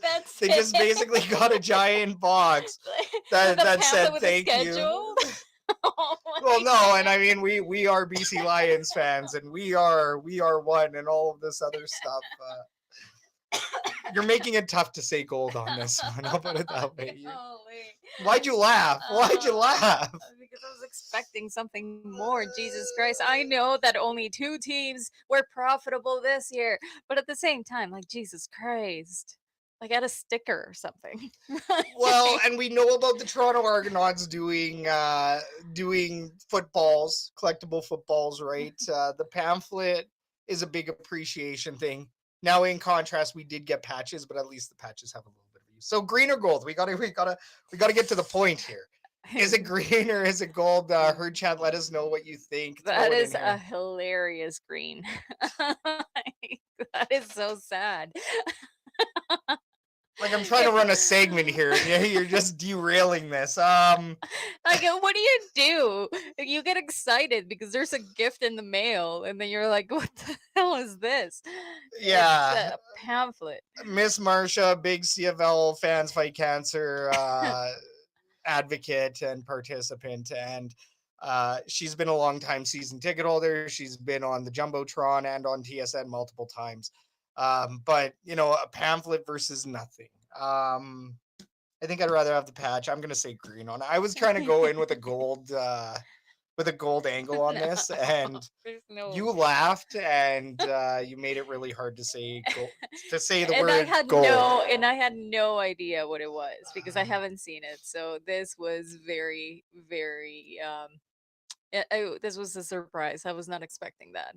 Okay, no, look, so Ken, thank you, Ken, for backing this up. Ken did say that they got a $20 voucher, but he still says green. Just a $20 voucher. Yeah, they just had Snoop Dogg there. Like, come on. Okay, so I will say that was the argument. Was fans were like, okay, look, you had Snoop Dogg, that costs money. Like, what more do you expect? At least you got something. And last year we did get the 75th prints, and I thought that those prints were very nice. I was very thankful for those prints, right? But at the same time, would I rather have the book or the prints? Now that's the print. You still, you can get it signed. You can get it signed at the autograph sessions, right? Jesus, a pamphlet. Do you know how many of those we have just laying around from Jamie Fadoon, who brings us pamphlets every single time? Well, and it's hey, you know what? They're not just laying around. They're in a very special spot. No, shout out Jamie, right? It is. But what I'm saying really is that we have like almost 100 just booklets and pamphlets. But here's the problem. I would say that the game guides that he gives us are a lot more valuable than a season ticket holder pamphlet book with a $20 voucher, right? And that's why I love getting those from Jamie, and we have them in a special spot. I love those because they tell the story of the season for that team, and we're not in Winnipeg. Yeah, so he brings us Winnipeg ones. We should. I mean, obviously, Winnipeg Blue Bombers do some things that are a lot better than the Edmonton Elks, right? But that's also because of the winning. That's because they're making money. That's because they can afford to. Of course. So things do change a little bit when you're winning. You do see a lot more of those pieces. Even when the Edmonton Elks 2015, I think we were still getting Edmonton Sun, the newspapers, right? We were getting newspapers at the game. You can sit down in your seat and read it. So I mean, I would do that. Yeah. The Edmonton Elks. I miss the Metro Sudokus, but you just miss newspapers because you're old. No, it's I'm just kidding. No, we old. But it is cool. Very thankful for it. But in this case, would I be thankful for a BC Lions season ticket holder gift that is basically just a book with a $20 voucher? I would feel like it's more of a slap, and that's where I kind of like the Edmonton Elks patches more. At least it's specialized for that season, for the fans, and it's something that's practical. It's something that you can genuinely get on your jersey. It symbolizes that you were there for some rough times, whatever. But it's still a symbol, whereas opposed to a book that's going to sit there and you're going to revisit it every once in a while, which is I think the point that you were getting to. How practical is a booklet that you're like, what I look at my One Empire EE the E3 boxes that I have. I've shown you them, but how often do I really touch them or use them or whatever? I don't. Right? I mean, and they're kind of like a cool with things like that, like game guides and all of that. That I know that the Elks have game guides, but they're online. You can still get them every single game. Get it publicized. Like I want to be like just like the Edmonton Oilers games. You walk into an Oilers game, and there's limited amount of these game guides printed. You grab one and you move on, and you can read stats. You can be more connected to the product. I like them. When you're talking about online stuff, you're talking about things that are just kind of shoved on the wall. At work, we talk about it. It's things on a wall, is what you say. Yeah. So I mean, it's one of those things where I do wish that the Edmonton Elks would step it up a bit on that one. But in this sense, for the season, yes. But for the season seat holder gift, I do think that they actually did better than the BC Lions. So yes, big green to BC Lions. Season ticket holder gift. Next up, let's move on from green or gold. Let's do a giveaway. I don't think I have any good sound effects for this one. If you would like to win, an Edmonton Elks tailgate pass, you are going to text tailgate to 780-307-7779, the number right above. That is tailgate to 307-7779, 780-307-7779. Make sure you get your entries in for this twice in a lifetime, twice in a season experience, because if you miss out on this one, we will be able to get you in on the next one next week. But this is one thing to mention is that if you do put your name for this, make sure that you're able to get to the tailgate 3 hours before the game. 3 hours before the game. And then the other piece too is that we will get you in contact with the gentleman that has donated the pass, because you will have to pick it up. So there's a bit of logistics there. But rest assured, if you have never truly gotten to tailgate in the Edmonton Elks tailgate, now is your chance. You can't just buy a pass. This is a very exclusive thing. There's a wait list.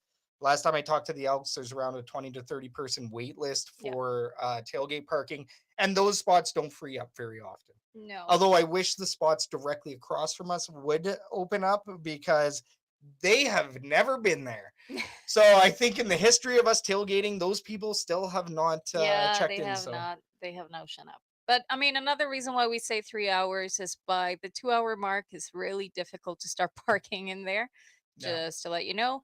And then within the hour and a half mark, you are not allowed to come in anymore. Right? Yeah, there are rules to the tailgate, and that is something to be respected, right? So we will give you all of the rules. We do have the rules list and whatnot, so that you can be well informed as well as the listener or viewer that wins this. So once again, text tailgate to 780-307-7779. The texts are already rolling in, so make sure you get in on this. And hey, we'll leave it open for the next 24 hours. Friday morning, winner will be contacted.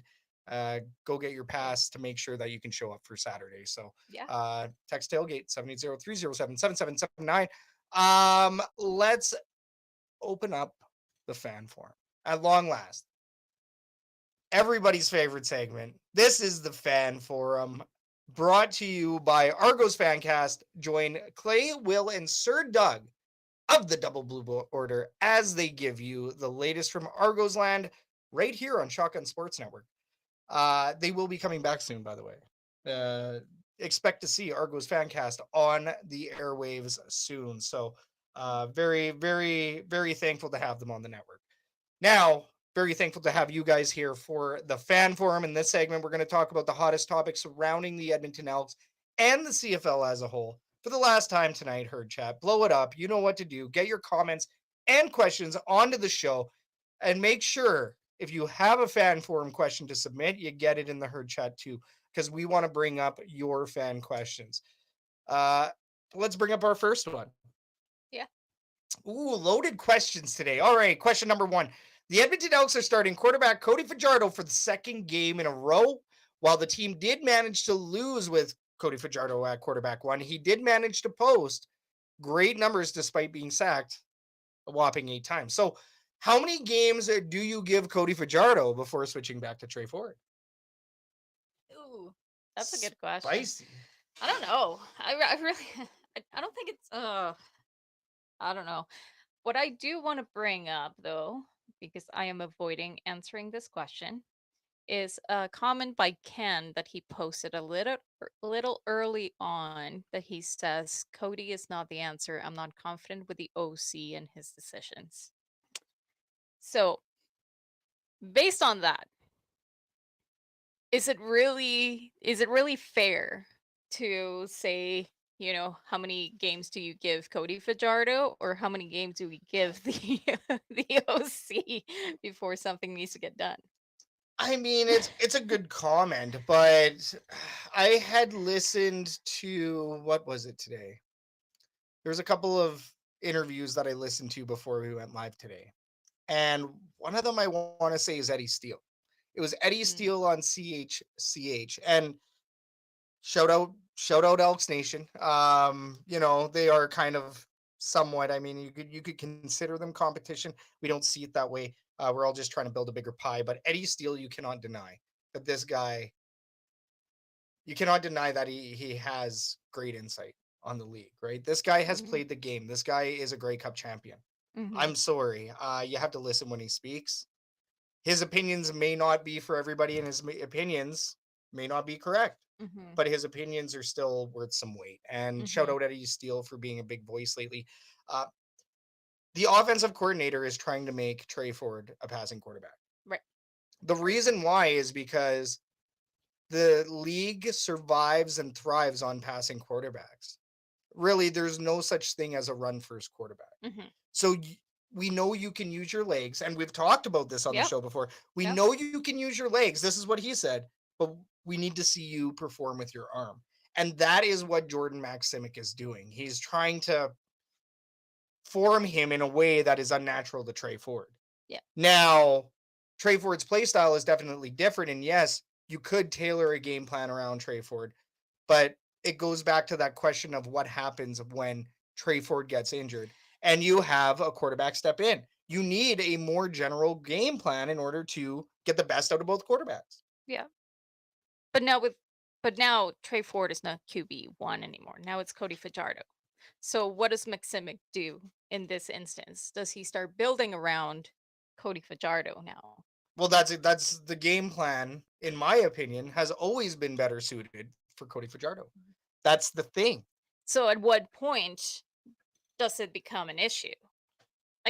Well, we already have the controversy. The reason why I keep turning it around on you, because I don't know. I really don't know what the answer is for that. Like, how many games is too many games? How many games? It could be 1 game, 2 games, 3 games. Like, I don't know.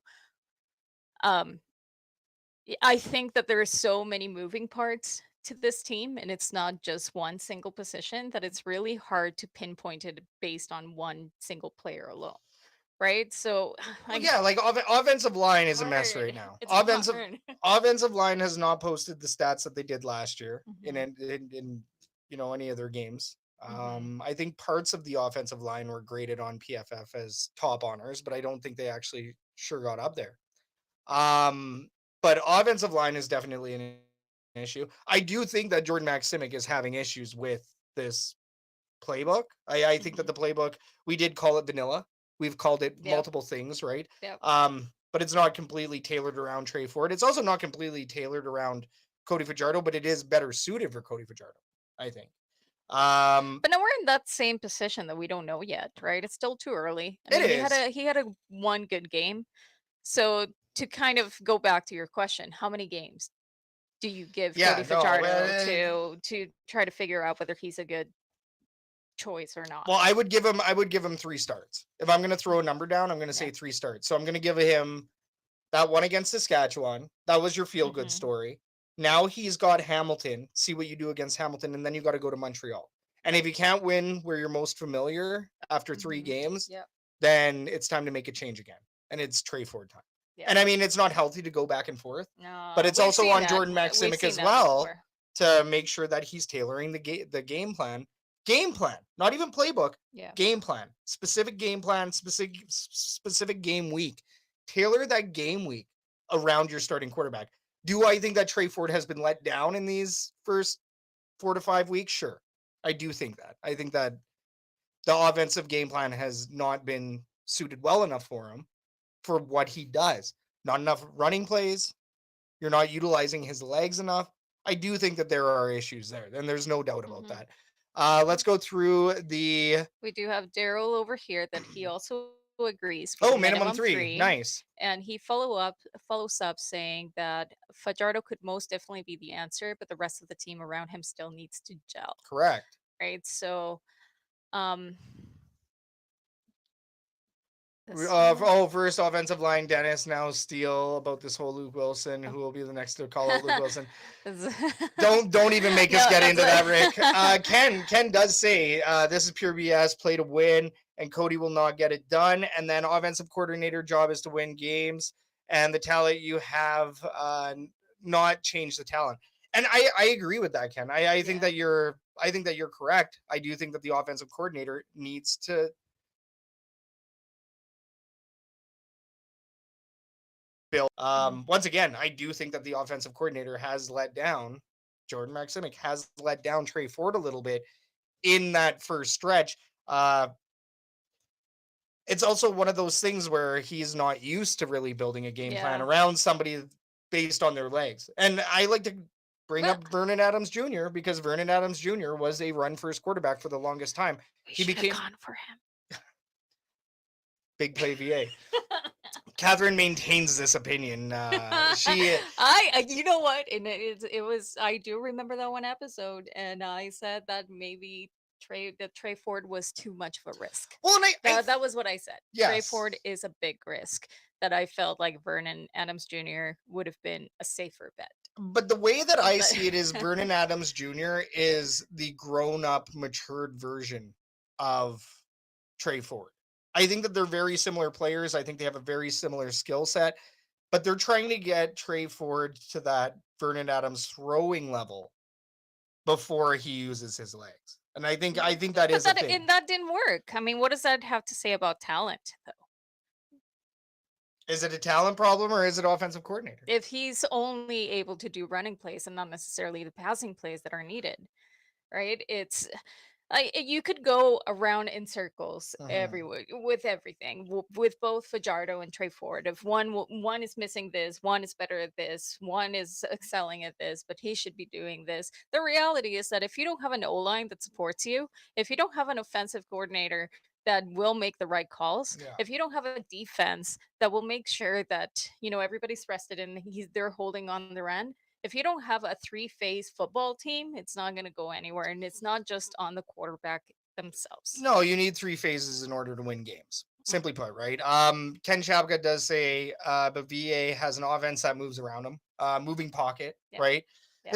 There's certain design plays that you can pull off in order to utilize Trey Ford to the fullest, and even Cody Fajardo. Simply put, we have not seen much creativity. It's something that we've scrutinized on this show multiple times, vanilla playbook. But the other thing too is a big criticism is that Trey Ford does lose that first read. As soon as you take out that first read, Trey Ford scrambles. Like So Hamilton Sports Central here, he makes a really good note. Another note is the whole 2024 BC Lions all over again. When you have half the Lions locker room Team Rourke and the other half is Team VA. Like Edmonton, half the locker room is Ford and half is Cody. And right? that's quarterback controversy. That's an issue. That's an issue too. Yeah, that's the land that we're in. I mean, for the most part, athletes are just competitive, and whoever gives them the best chance to win, that's who they're going to ride with. But in that instance, it was a little bit different too, because you brought in Nathan Rourke knowing he was going to be the starter when VA was the starter but had the job ripped away from him. I'll say that. So that is a little bit different. In this case, Trey Ford unfortunately performed himself out of it. And the stats showed that he was digressing very badly week over week. It was not, no, it wasn't good. And on that end, I would definitely say that Cody Fajardo is definitely performing better with more talent than Trey Ford. Right. And he would be the best chance at this point to win based on some of the plays that he has done versus what we have seen of Trey. Well, and this is part of development as well. This is something that we have to remember is Trey Ford in the long run will be better because of these instances. I think that the team will be better in the long run because of these instances, but they need to fill the gaps. You need to get the wins. That's the only thing that matters. And so far, Trey Ford has one win over Cody Fajardo. That's true. So that's a stat that we can keep an eye out on that one. It's a weird one. All I say that it shouldn't necessarily fall just on Cody. It's like, fix that freaking O-line. Fix the O-line. Whatever's going on that right-hand side, you got to fix it. And that's why Jacob Clement is back. Okay, question number 2 for the fan forum. At 1 and 5, the Elks need answers and they need them fast. The Double E defense put on one heck of a performance against the Saskatchewan Roughriders, but the team as a whole could not pull off the win. If you're the GM of the Edmonton Elks, what changes do you make in order to find success and to find the wins? What are you doing? GM Catherine, GM, do you even Elks? No idea. What are you doing? I don't know. Herd chat, let us know. Hey, What what would the you heck, do? dude? What What what the do heck you do you think do? is the fix to this team? We're going to the fans now. We're gonna ask everybody, how do you fix this? We did ask, like, didn't we ask on the off season, like, what are you gonna do to fix the O line? Why are you not putting money into the O line? Why are you spending all your money on defense? Like, Well, they did spend money on the O line. They did spend money on the O line. Ed Herbie likes to build out on his lines. It's the T-bone, so he builds out on the lines. But when you spend that amount of money and you don't see the performance, what next? That's the thing. What next?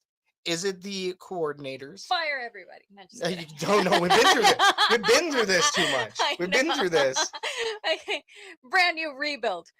Change the name. Stop. You are unhinged tonight, Catherine. Unhinged. I'm sorry. Change the name. Holy. I just don't know what the answer is. I'm just grasping at straws over here. just doing your best Double E fan impression. But what do you do with this team? Well, first of all, I want to see that offensive line fixed. Second of all, I think you need support on the defensive line. And then I think they did bring in some support for the corners. So, but I think a lot of this is actually coordinating. And I think JC Sherrod at defensive coordinator, I think he has been struggling with schemes. I think he's been struggling at finding the holes that the teams have been shooting into.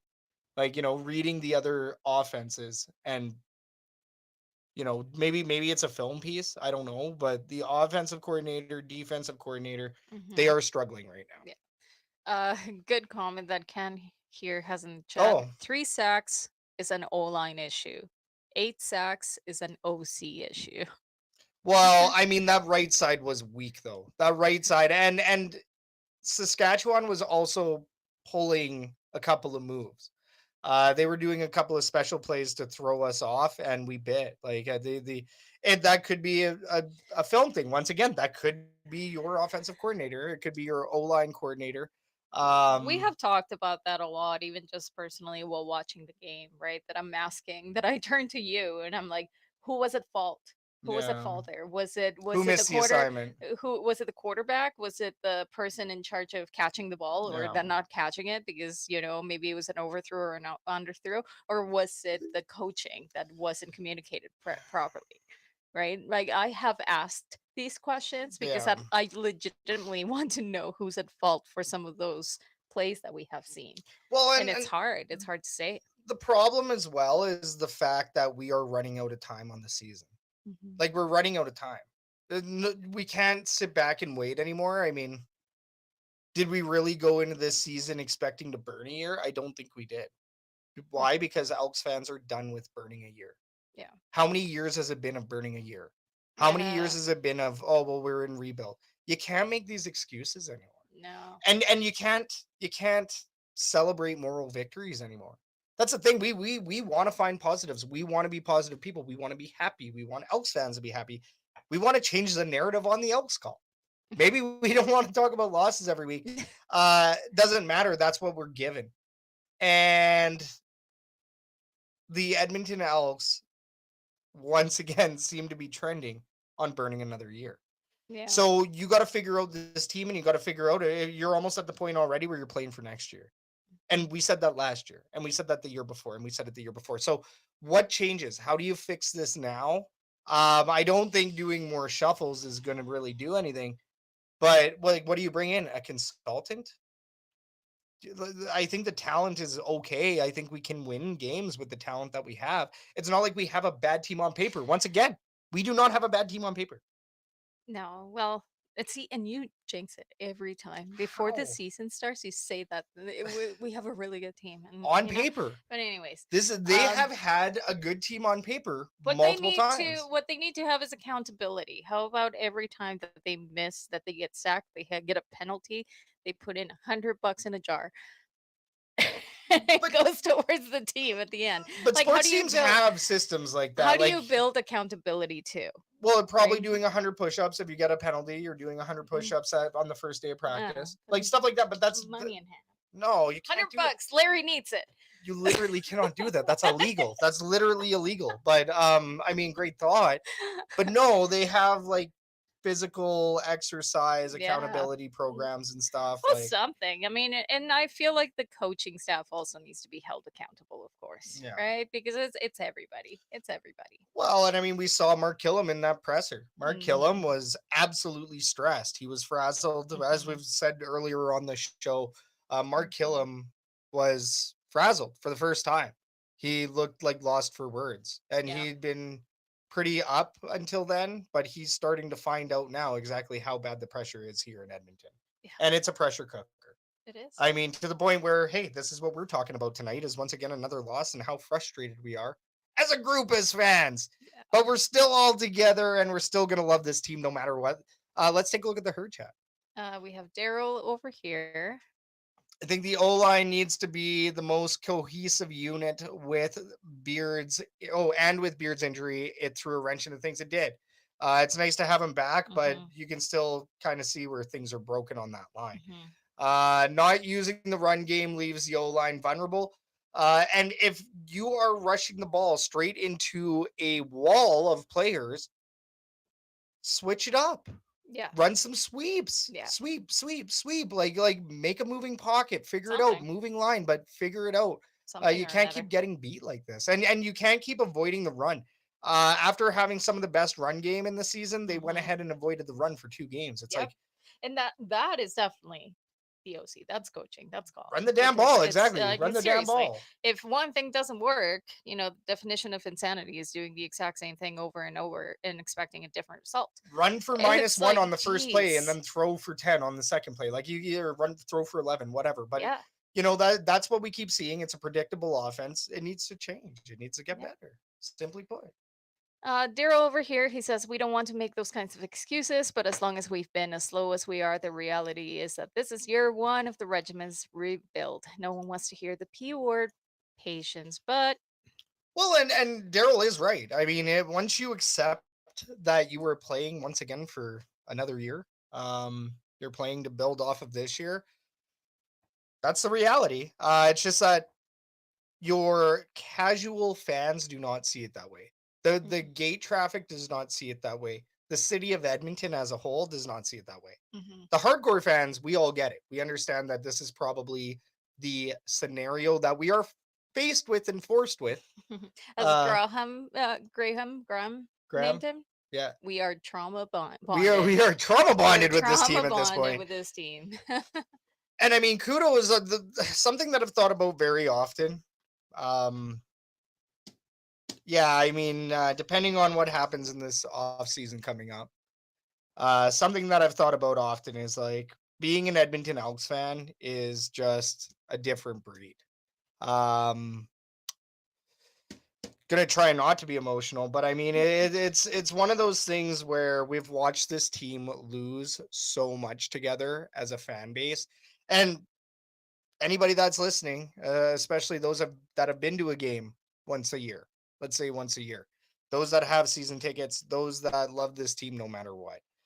The hardcores, us fans, us season ticket holders, those that pour their money, their heart, and their soul into this team, only to watch them lose sometimes. It will always be something that I look back on and I'm proud of, because supporting your team through the really, really low times and supporting your team through some of the worst times in their franchise history. We're here. We're doing it. We're all doing it. We're all still watching. We're all still hoping for a win. And it's not easy, because you could easily walk away. The easy thing to do is to walk away from this team, but we haven't. We're still here loving these guys, still here loving the game day experience at Commonwealth Stadium, the tailgate, getting to talk with one another. That's where the tailgate has really brought some cohesion with our own fan base. You got that 3-hour event before the game, and it makes it really fun to go to Commonwealth Stadium and to watch a football game. The football game that happens afterwards, maybe it's not so fun. Maybe it's not so good, but it's great to see that we still have this tradition rolling alive and well in Edmonton. The team needs wins. Once we see wins, we're going to see the casual fans back. We're going to see the foot traffic come back. We're going to see everybody come back. But until then, people stay away because of the losses. I I mean, what changes do you make in order to find success and wins? As the Edmonton Elks, they got a lot of work to do, and I hope it's installs. I hope it's creativity. I hope it's drawing board XYZ. For us as fans, there's nothing that we can change. Just keep on supporting one another and keep on supporting this team. And hey, we're gonna see wins again eventually, right? It could be as close as this Saturday. So yeah, preparing for the worst, but still praying for the best. Really excited. We're gonna see everybody down at stall 182 for the tailgate at 10 a.m. Ken Shapka here in the herd chat. I bleed green and gold. Have been positive. We can win every game, baby. And I love that. Yeah. Love that. That's exactly it. Sports are entertainment, and we're here to be entertained. It might not be the greatest entertainment watching losses, but hey, at least you got to spend 3 hours of your life checked out of your regular routine. So very excited. Saturday is going to be a great game. Let's go ahead and officially close this fan forum. And like that, we are going to jump on off the show. So this is the end of the Elks Call. Ladies and gentlemen, I cannot thank you enough. We cannot thank you enough for joining us tonight on this show. This is always a fun one, and we love hanging out with you guys. If you enjoyed tonight's show, please hit the like, subscribe, and favorite buttons, whether that be the Elks Herd on social media or Shotgun Sports Network on YouTube. For the Elks Herd, my name is Scout, aka the rep from Section X. And I'm Catherine, aka Do Even Elks. We are the Elks Herd. This was the Elks Call, and we will catch everybody on the next episode. Cheers, everybody. Good night.